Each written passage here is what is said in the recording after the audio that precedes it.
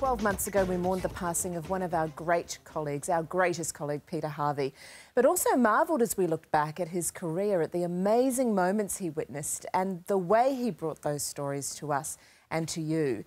His death from pancreatic cancer has inspired his daughter Claire to be an ambassador for research into that disease, and Claire is with us today. But first, a look back at her dad's life. Good evening, I'm Peter Harvey. There are Secret Service men listening. There are 12 more of these tombs. There was a great deal of innuendo, there was a great deal of suggestion. And so the night ends for Prime Minister Hawke. The job of a reporter is to be in the wrong place at the right time to tell the hardest stories.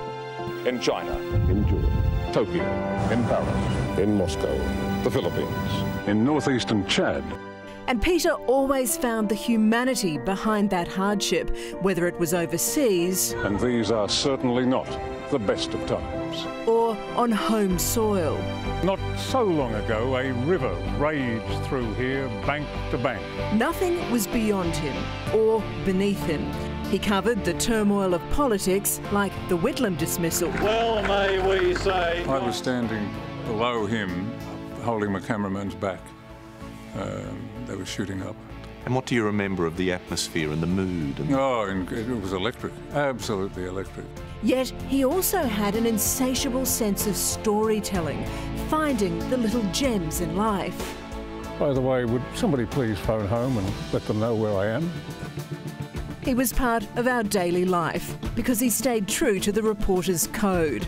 The best attribute of a reporter, and the greatest attribute of all, is curiosity. Peter had a bedrock faith. You've got a strong faith, haven't you? Something I didn't realise. Yeah, no, I believe very strongly in the classical God and Jesus Christ. I don't need to go to church, but I do need to pray. It helps. Believe me, it helps. As well, he had a determination, when diagnosed with pancreatic cancer, not to give up.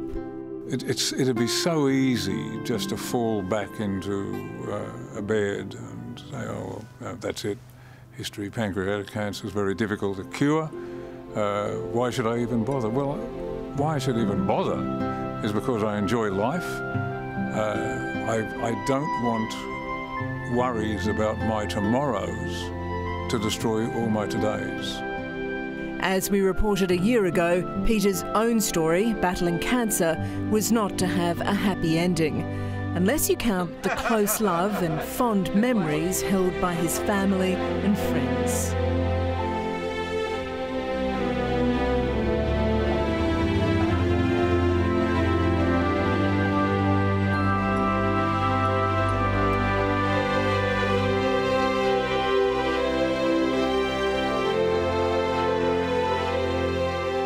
And Peter's daughter Claire joins us now, along with Caroline Kelly, director and co-founder of the Avner Namani Pancreatic Cancer Foundation. Wow, just seeing that reminds me of what a hole there is in the news every night.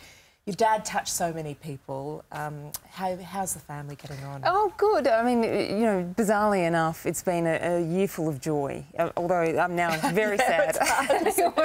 We didn't plan that out right, did we? We should have played it after. No, that's right. A year full of joy. Yeah, well, we've had 2 babies. So I've got a baby. My son Reg is 6 months old, and my brother and his wife have a beautiful baby called Sean, who's 3 months old now. So in the midst of all our grief, we're surrounded by babies farting and throwing up and giggling and rolling on the floor, and it's hard to focus on your own sadness when you've got 2 completely self-absorbed little beings who couldn't care less to absorb all your attention. And Caroline, your life was obviously touched by pancreatic cancer and you started the foundation. Tell us about your journey with this disease.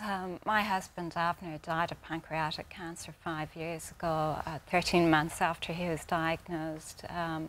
So we set up the foundation really to give people hope. We wanted to see outcomes change for future patients, and our vision is to double the number of survivors by 2020, and we're hopeful of achieving that.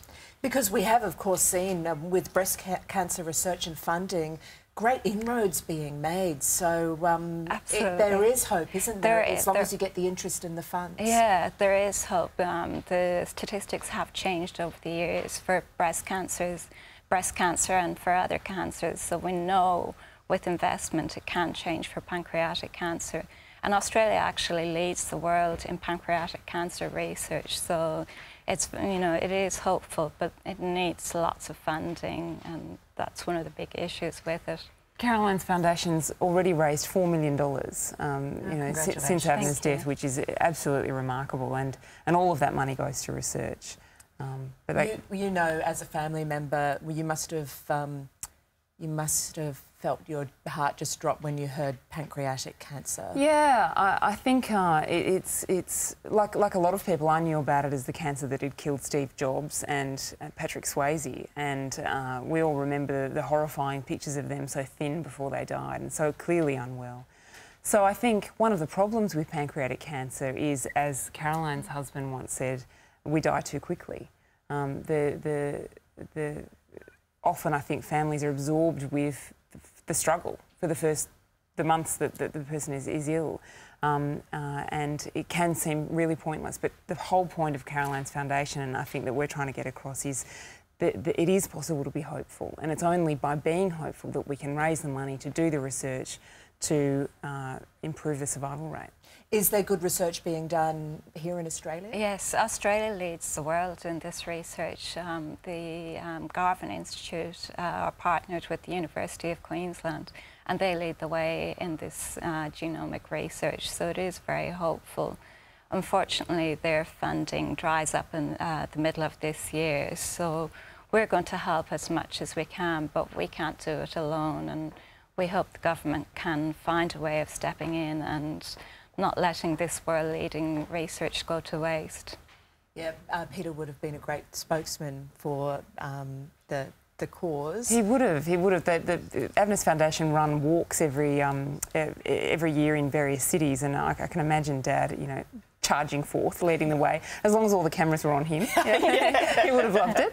Yeah. And they would have been. Sorry, he would have made sure about that. Yeah. Well, you're doing great work in his stead, and how can we help?